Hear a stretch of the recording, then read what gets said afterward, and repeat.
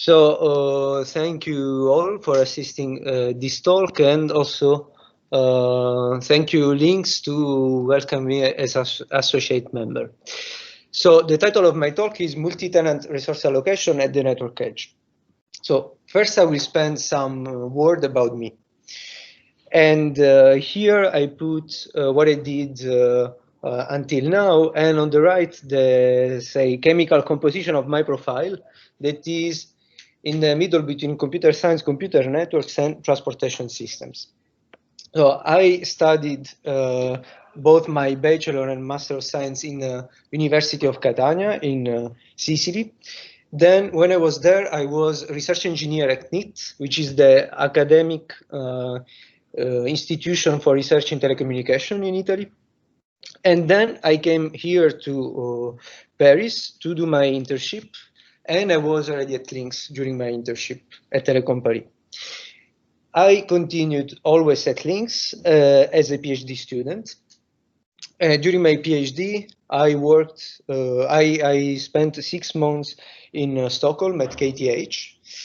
And then since from 2017, I started a postdoc at Massachusetts Institute of Technology. And if before this date I was just focusing on networks, computer networks, there I started also my research in transportation systems.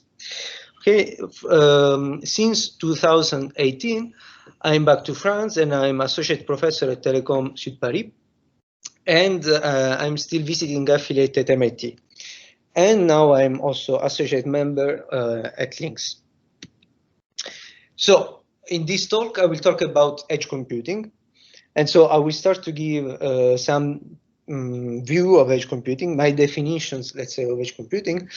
And then I will explain what I intend for multi-tenant edge computing. And then the problem of resource allocation in multi-tenant edge computing. So let's start with the content. So classically, all services have resided in some central location, some central service, and all the users had to contact this central service to consume the service. Nowadays, most of the services are instead distributed all over the internet in different replica locations. And so users can connect to the closest replica of the server. Edge computing pushes this concept even further, distributing the computation of services right inside the access networks, at the edge of the network. And the advantages are obvious. So first, less latency to serve the users, and also less upstream traffic generated in the internet. So where is the edge exactly? So different authors have different points of view. We can say that edge computing resources may be located in base stations or roadside units or Wi-Fi access point. So this is the view I will take into account during my talk. On the one side, we have users that can be humans or machines, like objects or cars. And on the other side, we have service providers that can be of different nature. We can have Netflix, YouTube providing video streaming services, or other service providers, maybe newer service providers like the one providing automotive services, like we can imagine Renault, Tesla, the Department of Transportation can become future service providers. And so users want to consume these services. In the middle, we have the network operator, which classically just moved bytes back and forth from users to service providers. But the vision of edge computing instead pushes the network operator to deploy computational resources like CPU, storage, memory, etc.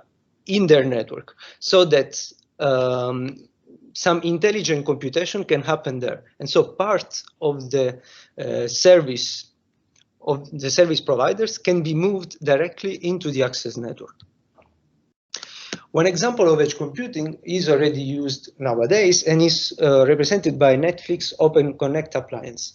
This is a piece of hardware. This is a bare metal server that Netflix installs into the access network of the network operator. This works quite well. So Netflix decide to push the movies that are more popular in certain geographical zones, etc. But it is for sure this solution is not viable for the future, because imagine now that not only Netflix but also YouTube, Spotify, and 10 other service providers wanted to install their servers into the access network.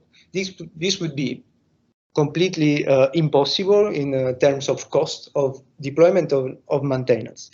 Moreover, there is also a problem of physical space. You cannot install hundreds of servers in a base station, and even less in a Wi-Fi access point.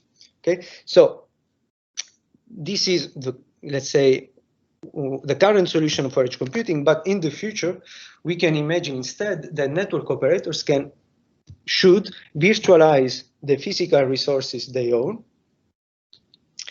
and then partition them to let third-party service providers use these partitions to run part of their services. So why should a network operator do so? Well, for its own objective. One objective would be maximize the revenue in case service providers pay the network operator. Other objectives can be maximizing quality of experience or reducing upstream traffic. And in this talk, for simplicity, I will consider the objective of the network operator to reduce upstream traffic. So the network operator has to decide how to partition and allocate the resources to third-party service providers. The service providers will adapt to the resources that they have been granted by moving to the edge a part of their computation. And so a fraction of requests coming from users will be satisfied locally. And so each allocation decided by the network operator will result in a different saving of upstream traffic. So an assumption I make is that service providers want to have the guarantee of confidentiality and of isolation, meaning that each service provider doesn't want the others to look into its data and its computation. Moreover, service providers don't want even the network operators to look into their computation and their data. So in other words, service providers are like black boxes in which we cannot look into. So deciding how to allocate resources to black boxes is a complex problem. And so to solve this complex problem, we propose two approaches, data-driven and multiple options, that I will discuss in the following. So before continuing, maybe I can stop 2 minutes and take questions about the assumptions I told.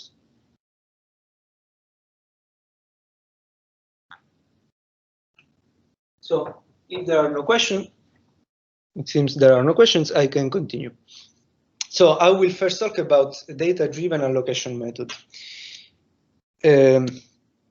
So we have the same scenario I talked about before. Here we consider one specific type of service, that is content delivery, and one specific type of resource, that is storage. Okay, so the goal of the service, the network operator, is to partition the storage in different parts and give each part to a different service provider. So this partition, this allocation, is denoted here by the vector theta. Now, once each service provider has been granted a part of this partition, it will store there the content that is more popular. Okay, so part of the requests coming from users will be satisfied locally and will not generate upstream traffic. So what we want to minimize in this work is this upstream traffic. So in other words, we want to find the allocation theta which minimizes this cost, which corresponds to the upstream traffic that we can measure in bytes per second, objects per second, or any other reasonable measure. But observe that users generate, so the requests coming from users are not deterministic, they are random. The requests represent a random process. Therefore, also the cost is a random variable.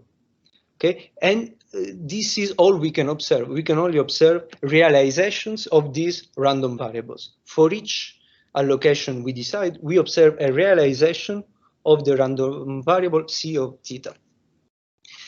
So it doesn't make a lot of sense to minimize a random variable like this. We instead minimize the expected value of this random variable. So we interpret the observation of the cost at every time slot as our objective function, that is the expected value of the cost, plus a noise. So everything that is not captured by the expected value is a noise. So it's like, in other words, we have a noisy measurement of our objective function. So to minimize our objective function despite the noise, we need to resort to methods that are robust to the noise, because we don't want to be dragged by the noise. And so one of such methods is stochastic perturbation that I will explain now. So this method is iterative. At each iteration, we start with a certain current allocation. Then we generate a random perturbation. For instance, here we are giving +1 cache slot to the red service provider, -1 slot to the blue service provider, etc. Then we add this perturbation to the current allocation, and we measure the upstream traffic related to each service provider. Then we apply the opposite perturbation, and again we measure the upstream traffic for an observation time t. Then we compute an update, which is a function of the observations we have done before. Okay, and we apply this update to the current allocation in order to obtain the allocation of the next slot. So here you can see that our method is data-driven because the updates are based on the observed traffic. So they are based on the observation that we are doing while the system is perturbed and is running. So we prove that our allocation converges to an allocation that is boundedly close to the optimal one.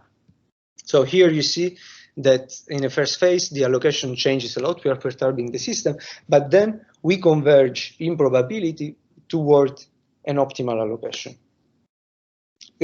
boundedly close to an optimal allocation. So I will try to give a sketch of the proof, and I hope I will be clear. So we want to find this theta opt that minimizes the expected value of the cost, okay, where the cost is the upstream traffic. Now, this function is a discrete function because, so is defined on discrete values because this allocation theta is a number of slots given to each service provider. So it's an integer number. So we don't, it's difficult to optimize a function of integer vectors. So this is why we define an interpolant that we call L bar. Then we prove that this L bar has a unique minimizer that we call theta star. Then we prove that the sequence of our allocation, computed as I explained before, converges to this theta star in probability. And then we finally proved that theta star is actually boundedly close to the optimum. So the difference between theta star and the optimum is quite small, is 3 divided by 2p, where p is the number of service providers. So we are sure that we converge to something that is close to the optimum. Now, among these 5 steps, the most interesting one is the fourth.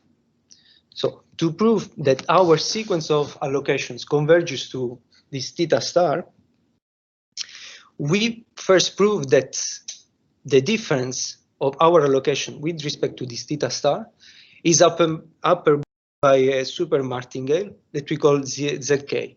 And the exact formula of this super martingale is in the paper. So we know that super martingales converge in probability. So this difference must converge as well. And we show that the super martingale cannot but converge to 0. So for sure, our difference also converges to 0 in probability. And among these 3 steps, the most interesting is the first one, that is showing that this difference is upper bounded by zk. And in order to do so, we need to prove that the update that we apply at every iteration is a stochastic subgradient of the interpolant function. What does it mean that this is a stochastic subgradient? It means that its expected value is a subgradient. So apart from the details, what I want to stress here is that since we are resorting to stochastic optimization, we don't deal with functions themselves because our functions are random, but we deal with expected values. And for the objective function and also for the intermediate quantities we manage, like we handle like G of K. And also we don't prove convergence in absolute term, but only in terms of probability. Okay, so before going on, I'm happy to take questions about this.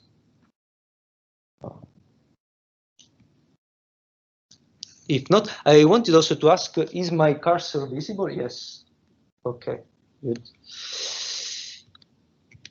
Okay, if there are no questions,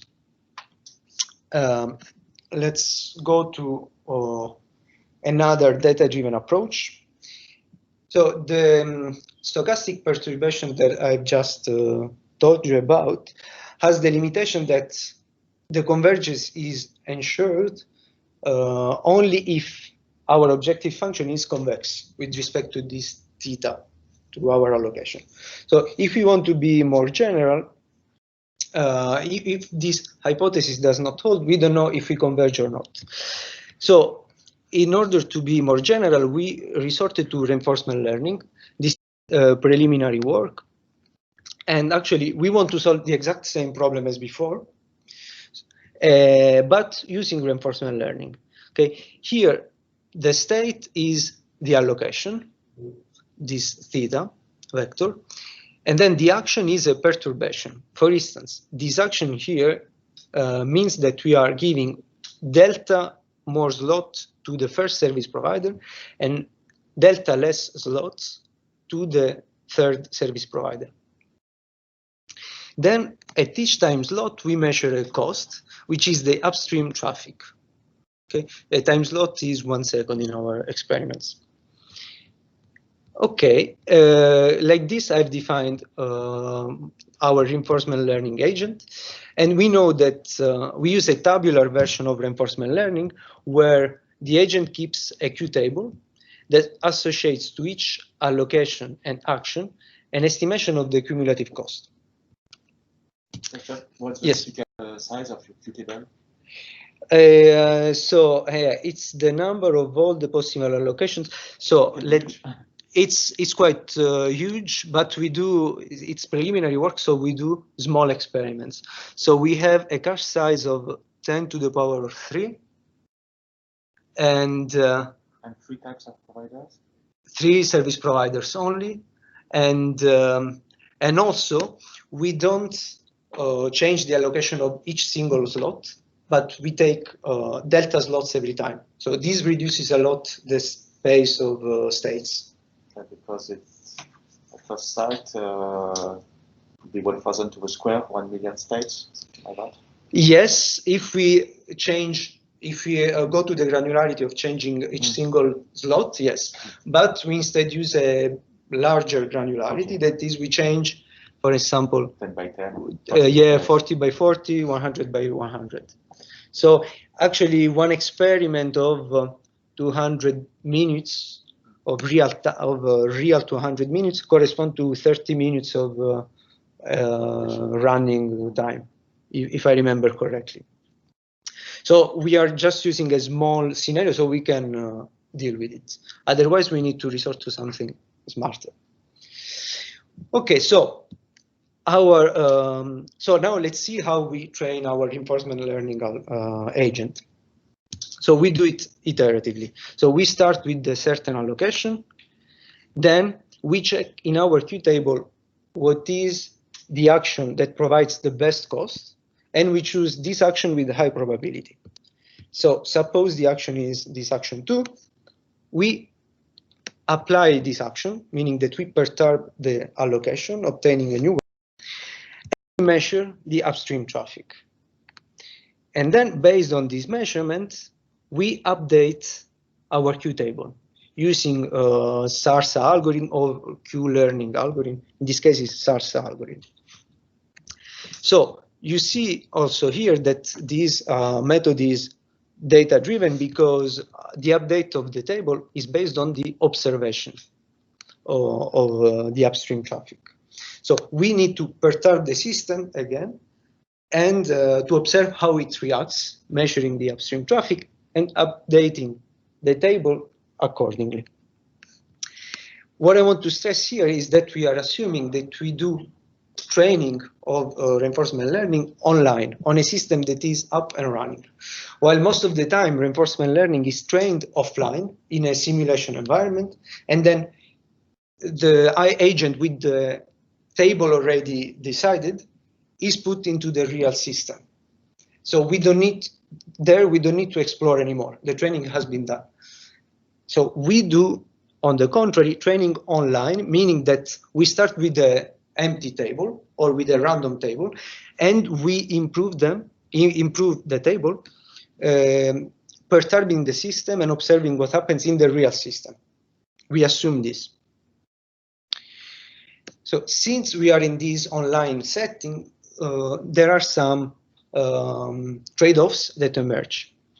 And the trade-off is represented by this perturbation delta. Because if delta is big, at every iteration change a lot our allocation, and we converge fast because we can change very, very fast. But on the other hand, with the high perturbation, we pay a high perturbation cost. That I will tell you what it is. So every time we perturb an allocation, we give delta new slots to, for instance, this yellow service provider here. So in order for the yellow service provider to fill the new resource that it has been granted, it needs to download content from the internet. And downloading this content implies a traffic that is generated. We call this traffic perturbation cost. This traffic is summed to what we call nominal cost. That is the traffic, the midstream generated by users. So, yes. I forgot this, maybe you say that, but so you're doing proactive caching, not reactive caching? Proactive caching, yes. Okay. So actually, for our experiment, we assume that if a service provider has a certain number of slots, it will fill it with the most popular content.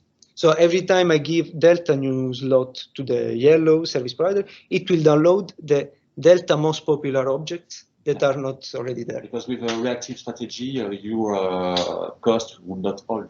Exactly. The cost will be there anyways, but it will be reduced. Yes, it will be reduced, and this is one next step we will try.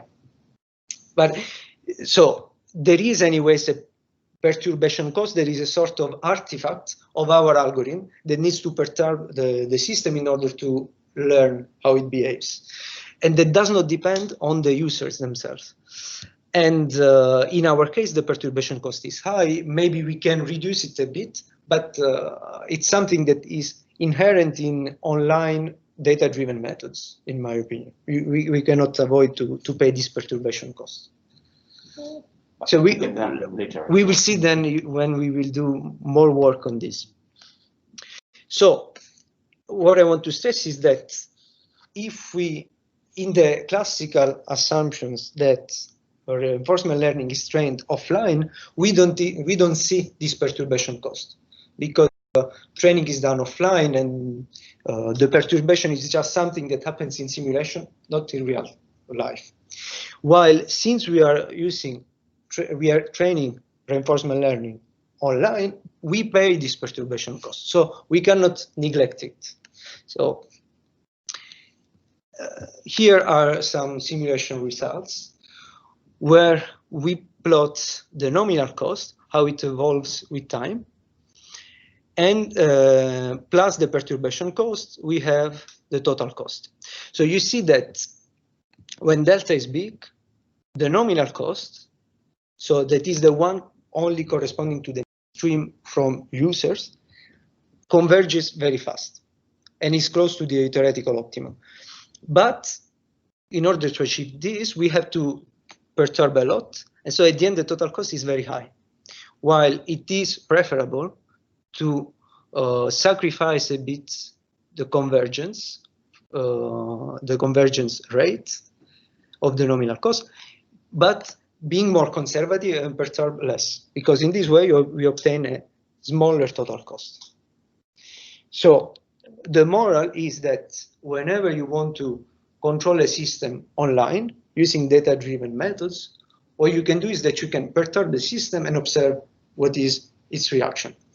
If you perturb it a lot, you will learn fast how it behaves, but you risk to break it. You risk to pay a high perturbation cost.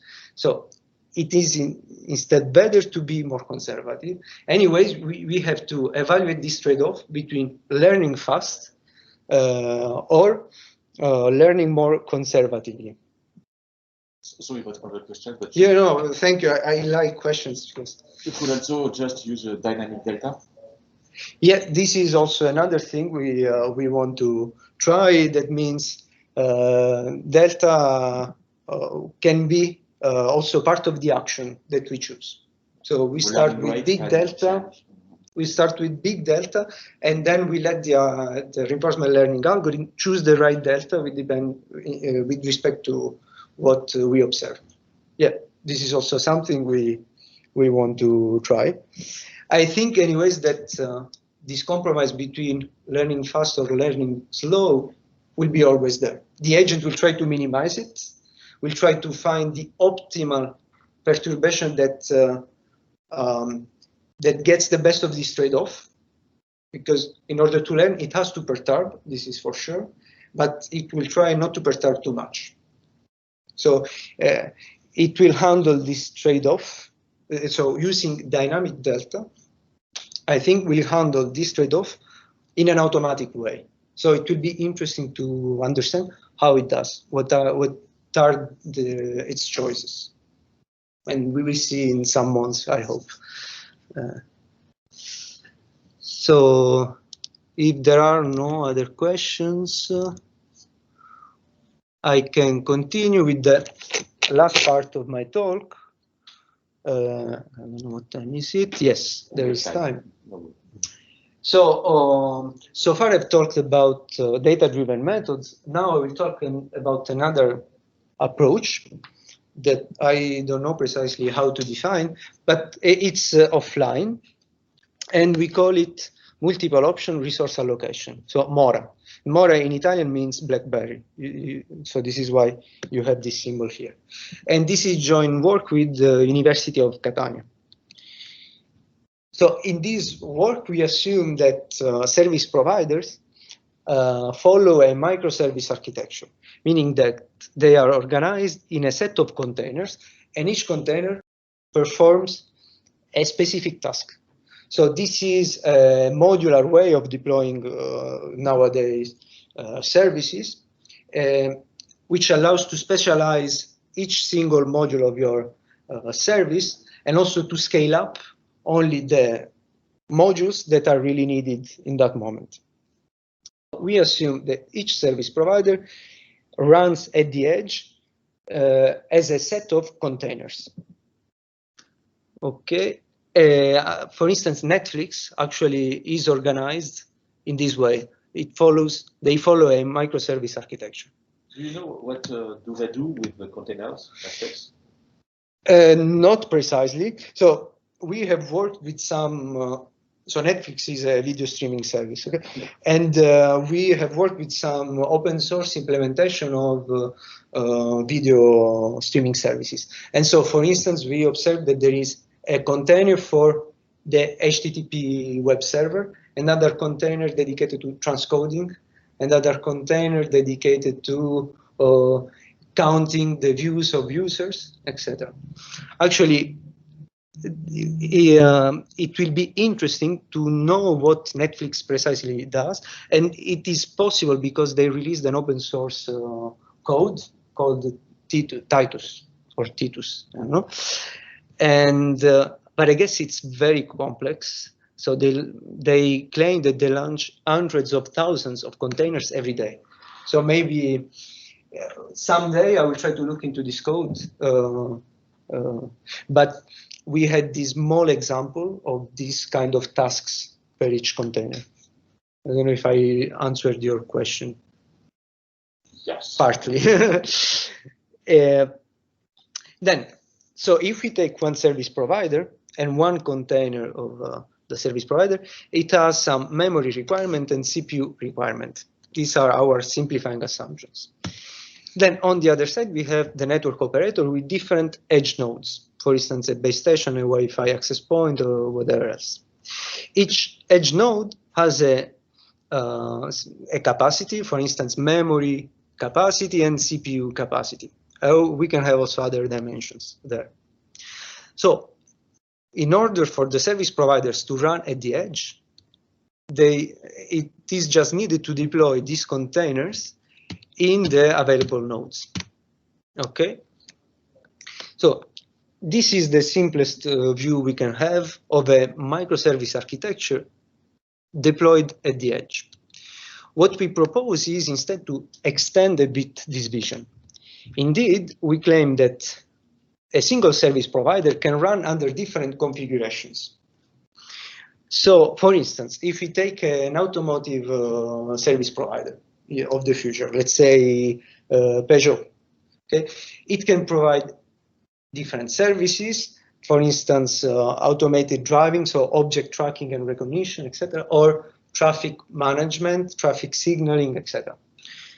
So if at a certain point there is certain availability of resources, they could, for example, choose a small, let's say, deployment, for instance, option 2, just doing at the edge object tracking and doing everything else in the cloud.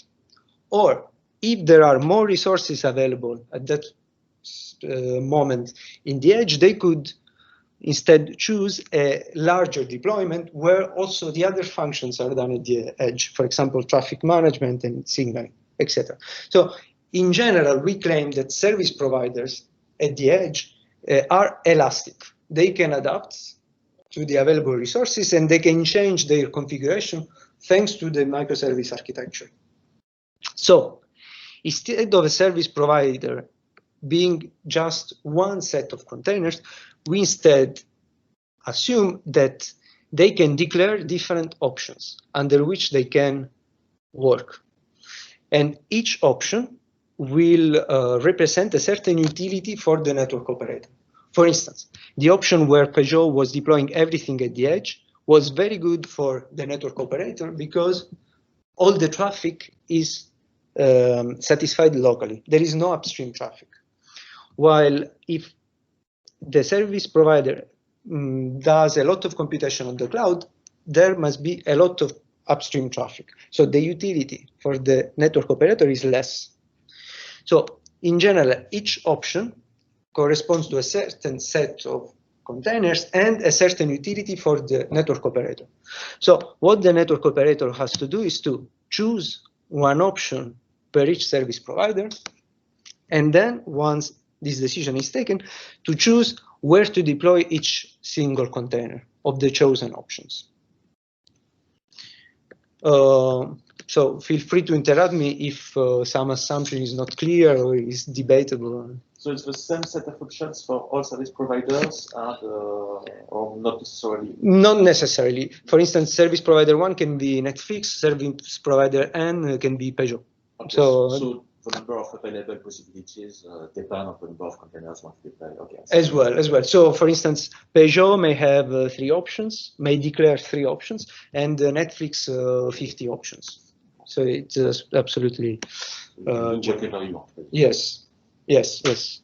So actually, we formalized a problem as a multidimensional, multiple choice, multiple knapsack problem. So multidimensional because we look at different resource types, for instance, CPU and RAM. Multiple choice because each service provider declares different choice, and the network operator has to choose one for each service provider. And multiple knapsack because we have different edge nodes. So this problem is NP hard, and it is known that there is no fully polynomial time approximation scheme.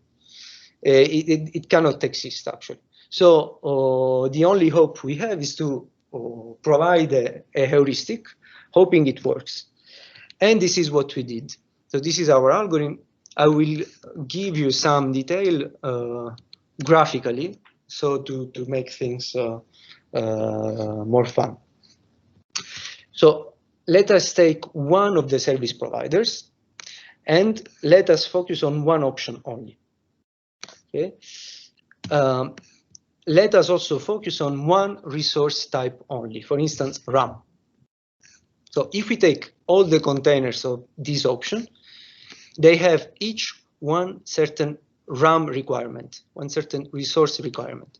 If we sum these requirements over all the containers, we can have the resource consumption of that resource for the entire option. Now we have, anyways, different resource types. We have RAM, we have CPU, etc. So in order to obtain only one number for the entire resource consumption, we put together all the things. We put together the resource consumption of CPU, of RAM, etc. We sum everything all together with a certain weight that we establish heuristically. And finally, we get a resource consumption number of each option of each service provider. So this is the resource consumption of option J of service provider I. So once we do so, we can represent all the options of a service provider in a bidimensional graph where the x-axis is the resource consumption, this number that we have calculated before, and the y-axis is the utility. So these are the different options of service provider I, and we only consider the options in the convex hull. We ignore all the other options. So just to give you an example, it wouldn't make any sense to consider option 3 because we can get with option 2 more utility by spending less resources. So this is why we can ignore option 3. So these are actually the Pareto options. So we remove all the rest, we ignore them. And we order the selected options from the one with the smallest utility to the one with the highest. Then we reason in terms of jumps from an option to another. For instance, let's see what happens when we jump from option 1 of the service provider to its option 2. So when we go from option 1 to option 2, we achieve delta U utility more, which is good, but we need to pay a certain resource consumption more.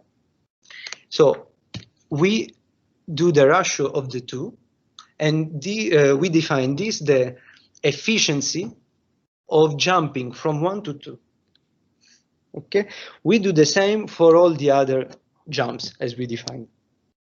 So this is the efficiency of jumping from 2 to 6 and of jumping from 6 to 9. So we have all the jump efficiency like this. And we do the same for all the service providers. And we place the options of the service providers in this sort of plot to explain visually, okay, where the height is the jump efficiency that we computed before. Oh, now we have everything to compute the optimized allocation. We start with an empty allocation, meaning that we accept no option from service provider 1, no option of service provider 2, and no option from service provider 3. Then we check what is the jump with the highest efficiency. And we see that is the jump from 0 to option 1 of service provider 1. So we select this jump and we change the allocation accordingly. So now we have selected option 1 for service provider 1 and no options for the others. We continue this way. So the next best jump is this one from option 1 to option 2. Okay. Then the next best jump is from 0 to 1 in service provider 2, etc. And we do so until we fill the available resources in the nodes. At the end, what we have is that we have selected, for instance, here we have selected option 2 for service provider 1, option 1 for service provider 2, and no options for service provider 3. This is the kind of result that our algorithm gives us. And just sorry, yeah. I must have missed that. This is an heuristic just for optimizing one criteria like CPU or memory. And when you've got multiple criteria, so you... Okay, we want to optimize this utility, for example, bandwidth reduction, traffic reduction. But as you say, there are different resource consumption. So, I missed that, yes. And this is what we do. So we have different resource consumptions for each resource type, but we put all together in a single number. A conversion of memory into gigahertz. Okay, I see. Exactly. We convert everything to the same number. Now, for the moment, these HL are just decided heuristically, like with a trick that is intuitive. But I think there are ways to compute them more precisely, because I think they are actually, they can be interpreted as Lagrangian coefficients of a Lagrangian relaxation. But this is just, we are working on it. But sometimes you may be happy if you can fulfill all resources in all domains. So the target can be to consume all available resources on all directions sometimes. Yeah, but we are happy if we don't exceed these resources. This is what we for sure we cannot do. Actually, this conversion factor here is based on the scarcity of resources. So if we see that overall in our cluster of edge nodes, there is a small RAM with respect to all the requested RAM of all the options, we set this parameter higher, because this is the scarce resource, so we want to weight it a lot. But we do it like intuitively. There is no rigorous method there. But I think that with the rigorous method, we will just find the same thing. So, yes? In this type of algorithm, we don't care about the fairness between the service providers. No. So we have a plot on the fairness because yeah, we don't care about the fairness in the sense that we want to maximize utility. So in this case, for instance, I gave nothing to service provider 3, and I'm okay with that because it means that service provider 3 cannot bring me, as a network operator, cannot bring me enough utility. So I don't give it anything. Yes. So we have a plot that a posteriori measures how fair we are with different service providers. And in some cases we are fair, in some cases we are not completely fair. So, Andrea, there is a question from Marceau on the bridge. yes. Yes, thank you. Just a question. I think the LP dominance pre-processing step is quite classical in knapsack problems. Then it seems that your algorithm is inspired by the greedy algorithm for knapsack. So don't you think that this heuristic solves the LP relaxation? Yes. So actually,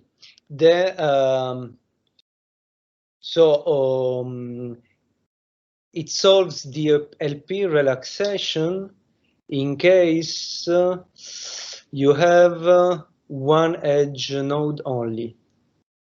Let me think. So it solves the LP relaxation when we have one knapsack only. The fact is now that we have multiple knapsack. So we thought about this.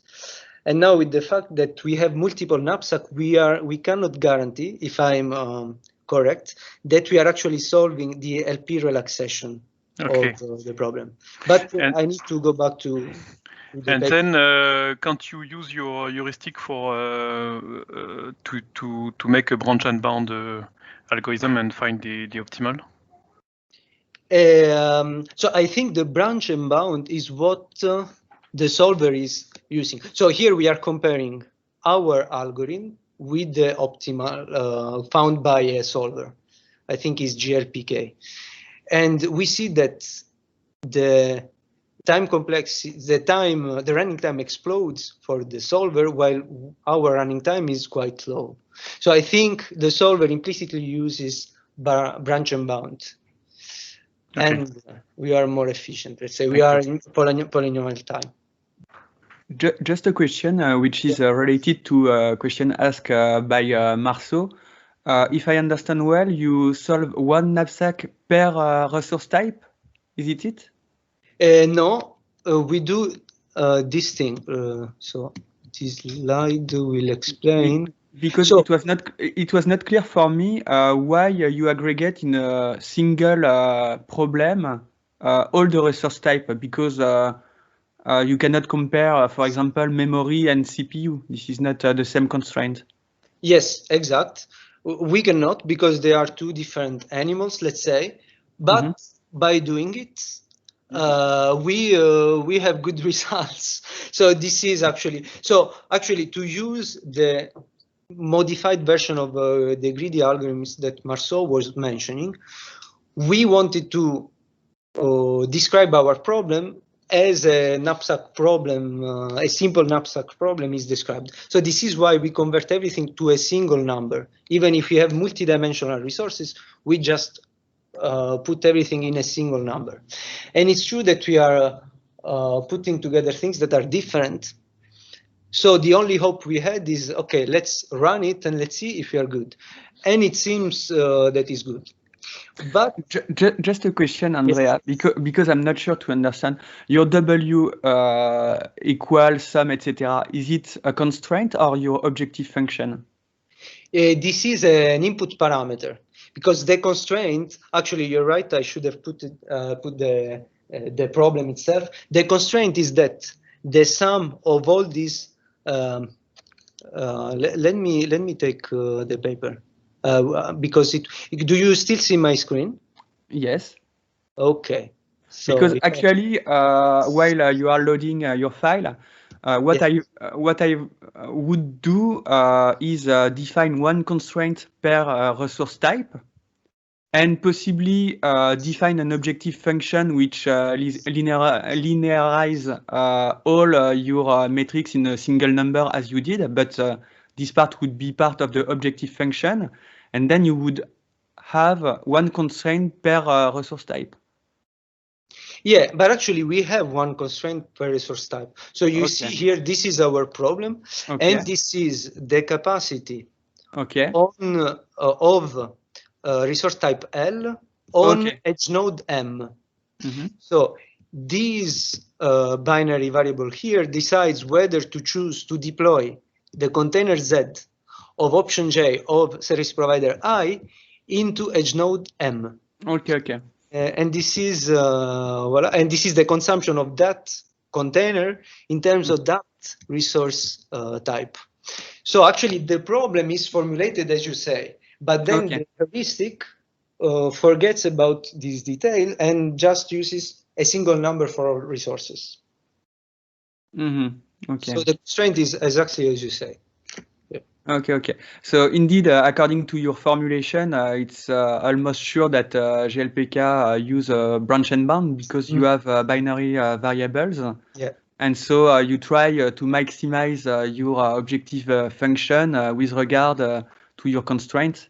And this is probably why it's very slow, because this is binary variables. Yes. So I don't know if it's possible to do a linear relaxation to increase the speed of the solver. But now I understand what is the problem that you solve, at least for the exact formulation. And so what you say is that for the heuristic one, you don't care about the resource type, you put everything in a single number and you see what happens. Exactly. Okay. And then I think I will explain maybe in some months that this single number is not just the result of intuition, but is also the result of Lagrangian relaxation, and HL are the Lagrangian coefficients. But this is just an anticipation. I don't know if what I'm saying is really true. But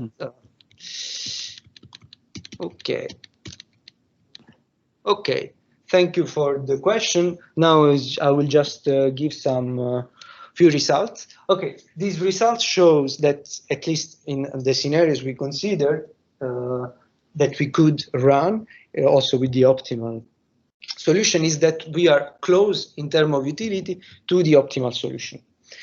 Also important to notice here is that we tried different scenarios with different number of options per service provider. For instance, in the first point, we assumed each service provider only declares one option, which is the classical assumption that is used nowadays. And observe that if we increase the number of options that are declarable by the service providers, we increase the overall utility. Why? Because service providers, why? Sorry. Okay, now my battery is okay. So why? If we increase the number of options, we give more freedom to the network operator to choose the right option per service provider. So the network operator can choose the right option in order to increase the overall utility. And this is, in our opinion, a way to exploit the elasticity of service providers. So the network operator says, since you can run in different configurations, you can run also in other different configurations, I will choose the one that I prefer in order to increase the overall utility. Okay, so this is the same kind of result, but taken from a trace from Alibaba Cloud. And here we assume that there are 10 service providers of 20, 40, 80, 160. And every time we try the base case where there is one option per service provider and other cases in which a service provider can declare 2, 4, or 8 options. And we see that every time the overall utility of the edge infrastructure increases. Why are you using this circular way of displaying the results and not just lines, right? Yeah. Yes, it wouldn't be better. I agree. Yes. Why? Yeah. I agree because there are no lines that overlap. You just so make a straight graph. Yeah. A star plot. I don't know how it is called. Yeah, we did it like this. I regret as well. So maybe aesthetically is nice, but it doesn't allow to see. It's better. Yeah, it's simpler and it's better. Yeah. So yeah, I agree. So what is the next one? Actually, here we represent. So you saw that our algorithm is iterative. It changes every time the allocation by choosing always the best jump. So here we choose how the utility changes with the iteration. So we can prove easily that there is a diminishing return behavior, meaning that most of the utility is achieved at the beginning. And then the marginal utility that we get if we continue running the algorithm becomes less and less. So this is a nice feature because we can if we have a big problem and the algorithm starts to take too long, we can interrupt it at a certain point, and we get anyways a good solution. A nice other feature that we can get is that at every iteration, we can compute what we call online upper bound, meaning that this is the utility that I can get when I'm at iteration 20, the utility that I can get at most if I continue until the end of the algorithm. So knowing this information is good because if I'm at iteration 20 and my distance with respect to this online upper bound is small, it means that I can interrupt now. I don't need to wait until the end because anyways I will gain small thing. So, okay, that's all. So I can conclude. So to resume, what I think is that in order to open the edge to third-party service providers, we need to virtualize resources and let third-party service providers run part of their services there. If you do so, there is a problem that emerges, that is, how do we allocate resources to these service providers? And this problem is more difficult because we have to ensure confidentiality and isolation. But this is a challenge, confidentiality and isolation, but there is an opportunity, that is the fact that service providers are elastic. They can adapt to what we give to them. They will do something good even if we give not exactly what they want. So in order to exploit this elasticity, I talked about 3 methods. 2 are data-driven, stochastic perturbation and reinforcement learning, and another one is based on multiple option. I don't know how to do it. It's offline and it's sort of combinatorial. I don't know. There are still open problems, and there is a lot of work that we are doing now. One open problem is that what happens if service providers start to act strategically, and so they try to trick the system. So they declare options that are convenient for them in order to trick the system, or they try to mislead the data-driven allocation methods, etc. So we have to look into this. Then one difficulty is that there is no common edge computing trace. So it is difficult every time we propose an algorithm to make it acceptable for the reviewers and for the others, because maybe the results we obtain are just due to our way of generating the load. And we are currently working on proof of concepts, like deploying all these algorithms in a real system with the real Docker containers and with the real Kubernetes cluster. I think that's all for me, and I'm happy to get questions. Thank you. Thank you. Thank you. Thank you. So, any questions?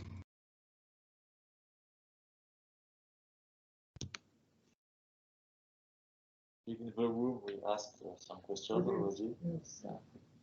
You did your job. Well, I think we already had questions during the talk, so Yes, great. Okay. Last chance to ask questions for people attending the presentation. So thank you, Andrea, again for your presentation.